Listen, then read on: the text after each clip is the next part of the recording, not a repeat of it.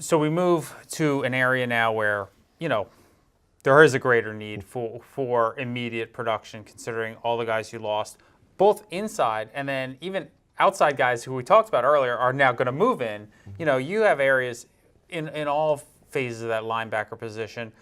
You brought in four who, as I can tell, kind of fill different needs in that group. Yeah, and the biggest thing they're going to do is provide special teams. Right. Because linebackers to travel, if you're not starting, and even the starters, you got to play special teams. And that's how the Fasadis and Tom Johnsons and Quincy Wolfs, and they all started their impact there, and we're now seeing in the John Orrs and others. That's such a big part. When you speak about special teams guys, Nick Fakula the last couple of years has played such a significant role. And started some games, was a rotation player. David Harvey, not just because they're both from Pittsburgh, but he just reminds me of him. He was a running back in high school. He's just a terrific athlete. He's now about 215 pounds. He looks rock solid. I mean, he looks like a guy that's going to be able to handle inside, and he just runs well. And, just reminds me of Nick in that longer body type for the inside position. The next guy is James Johnson. We've cornered the market on Johnsons. We got his cousin Sam plays tight end for us and had a really good spring. And obviously his brother Tommy is starting inside. And, James is one of those guys that when you're going to meet him, you're going to say, this guy doesn't play football. He's shorter, he's undersized. He's the guy that I love to recruit because he's just a tremendous player. I got texts from the state championship game, St. Joe's Prep, who won, one of them being from Ross Tucker, who was doing the game on TV. Did you guys really get this guy? And we're in the middle of a recruiting function. I said, what'd he do? I'm thinking he was not good. And he's like, no, he had 15 tackles in the first half or something unreal. And that's how he plays. Every time you watch his film, he is the Fasadi, Mike Zulli, the guy that maybe might get overlooked because of his measurables. Right. But the thing they're not measuring is heart, and the guy finds ways to make plays. And those guys have been productive, and we've won championships with those guys, and just like he did in high school. Tyler McDonald's that all-around, really, I don't even know what his best position is. We're going to start him inside, I believe. But he is, RJ Page, just mature, maybe one of the best leaders like RJ that I've recruited out of high school, is just one of those people that has the it factor, and he is going to develop all that. He might be a rush eventually. He's already 230 pounds, so he might move down to rush. He runs like a Sam. We're going to start him inside. And you had success with RJ in basically all these positions. Any position that we put him at, we had success with RJ. He was literally one of the best guys we had till he injured his knee. And I think Tyler reminds me so much of RJ in high school that you just have this gut feeling that this guy not only shows up on video as a elite player, but he's got all those qualities that a Princeton football player should have, and he'll have them earlier than most. And then lastly, Tavares Knoll. We had Tavares at camp, and again, he was a guy, is he a safety? Is he a Sam? I put him everywhere. Hey, can you go down and rush the passer? He had never done that. We couldn't block him. I want to see you in space, cover man-to-man on a receiver. Couldn't get off the line. Cover a back, rush on a back, do this on a tight end. He's in that, Dorian Williams, a bigger TJ Floyd. He's that outside backer, type. But there's a lot of similarities to two guys who immediately jumped out at us on film. And, he's only I think he just turned 17. He's a young guy. And, you just see his body developing, exploding. And, he could be a guy that, really shows up early just on what we've seen. Defensive backfield, obviously this is an area where you had seniors in 2015 and then seniors again in 2016. And so I think this was always kind of the year you figured, I'm really going to have to hit this position. Between corners and safeties, you have 8 guys coming in, 5 corners.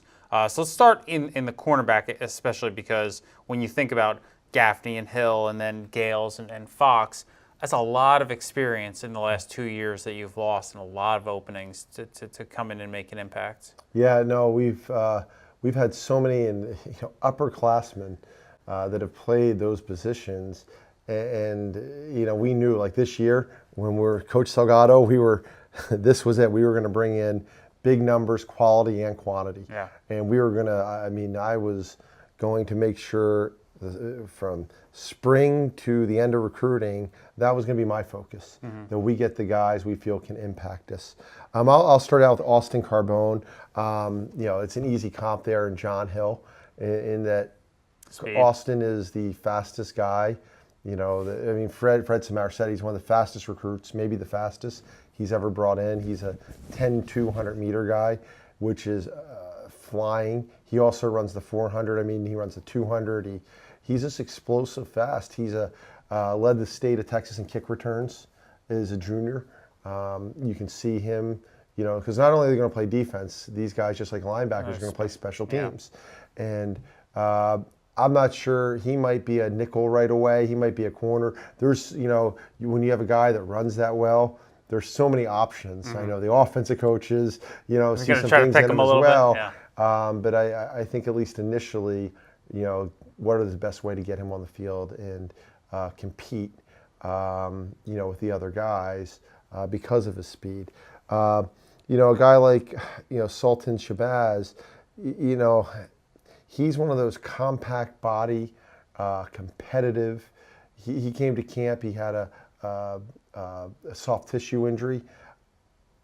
I was hesitant to have him do some of the things we wanted to see, like one-on-ones, and he didn't get beat once, and you could tell he was probably about 70%, and just the way he fought through that was very significant. He's a guy I think is going to be able to play press man and play off coverage, and do a lot of things in between, and has a body type that may roll him inside to safety at some point. Delon Stallworth, just in a lot of ways reminds me of James Gales. He just has, when you meet his parents, they have the same personality, that bubbly, you want to be around them. Right. You have so much fun when they come on their visits. They're from St. Xavier High School, and where my son wants Princeton to move so he can go to St. X. I don't think President Ice-Gruber is going to do that, so we're going to have to find somewhere else. But for him to go to high school at some point, but it's just a top program. We've got, I believe, he's the 5th kid from there I've recruited in 7 years, and they come to us so mature. And like James Gales, he has length and some explosive speed. C.J. Wall was more of a later recruit for us. And we weren't, as we got more in tune with what he was doing, we just fell in love with him. There's a lot of Chance Melanson. I know they're both from Texas and a similar area from Texas, but just in the way he flips his hips and turns and runs and plays the ball, he's got a chance, again, another guy, a chance to, do things in our defense that we really value. So it's going to add to the competition of the group. And Matt Winston was the guy, I literally got the film sent to me. Again, we were later on him in September, and Jim Salgado sent it to me. He recruits Georgia, and he sent it, and I said, this guy's Kamal Brown, who played for us as a freshman. As a freshman, right. Just in terms of his size and ability to move his feet and play the ball, and his length. He's got everything, and he's bigger. He's physically a little more mature, and he keeps working in terms of his speed. He's going to be immediately one of those guys that we can see, because not only on defense but on special teams, guys with that body frame can make a difference.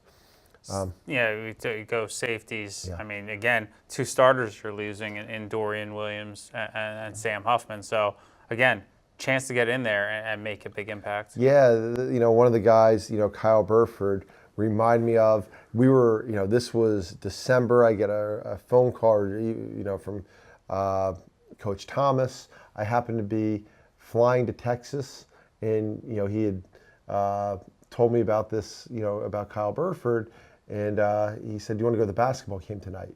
Literally, I flew in, went to the basketball game, And the guy reminded me so much of Chase Williams and his composure. And, Chase is having one heck of a season in lacrosse, and those guys are, scoring 20 goals a game. I mean, all those, they're playing great lacrosse, and Chase is a freshman doing that because he has leadership and poise and, all those things. And when Kyle was playing basketball, it just reminded me of Chase, how poised he was, but how in charge, and, how he was the point guard. And he just did such a heck of a job that, it just backed up what we had seen on a senior video in terms of him playing, because he had not been a guy who played football for 4 years. I mean, he had, came to football, a little bit later in terms of some things, and had a year off where he thought he was going to be a Division I basketball player. Trevor Forbes and, the two guys, one is, Chris Smith, who was a terrific running back in safety, and the other's Ben Ellis. Trevor's from Memphis, as is Ben, and Ben was a high school quarterback who probably was better early in his career. Both those guys on offense, we just thought they had the ability to make that switch to defense, and I see Trevor doing a lot of things Ben did this spring, just playing the ball, being physical versus the run. Trevor might be able to be a guy who can slide into nickel and do a lot of things just because of his body type. And then the last one is Luke Turner. And I see a lot of on-field Matt Arends in terms of size, speed, physicality. Luke's going to have to get the discipline. Matt was the most disciplined guy we had as a freshman since I've been here, and just his routines and everything else. And Luke's going to have to do that. He need to be that type of player. But you see the talent, you see the comparison, the skill level, and their body types are very eerily similar that way. Let's hit on the three special teams guys you come in, because, a lot of people will overlook special teams until, Saturday comes down to one of them. You lost it in all Ivy punter and Tyler Roth. And then, you always have kicking competition. You need a long snapper. I mean, just briefly, quickly on those three guys. Yeah, I think it really solidified us for the future, in some ways there, and with competition and, in training camp. And I thought our specialists individually did very well. Tavish Rice is like, when I say like the Halubas and Lovitz made a jump, here's a guy who was kicking the ball deep.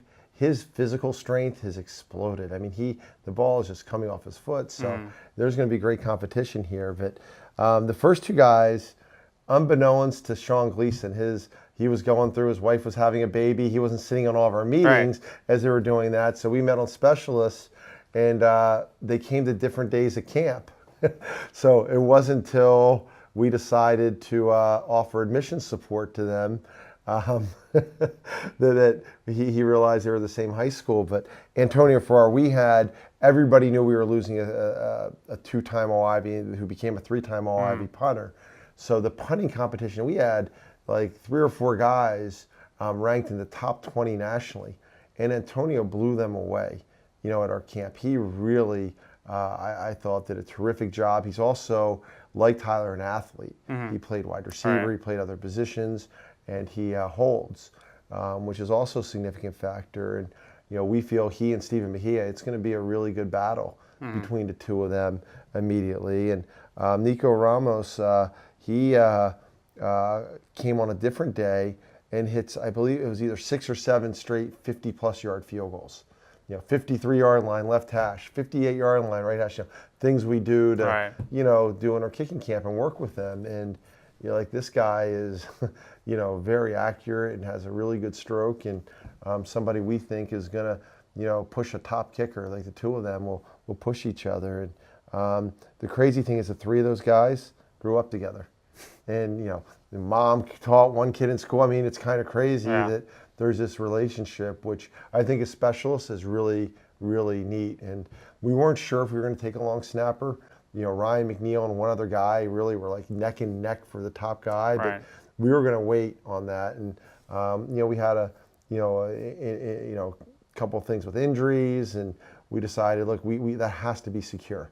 Pat Hall, nobody knows who he is because he never had a bad snap. And we need to make sure that was secure. And we loved what Ryan did at camp. And, we feel he's going to push a couple guys we currently have, to play there. And, he's going to come into camp based on what we've seen of him as a guy that is going to have a real chance.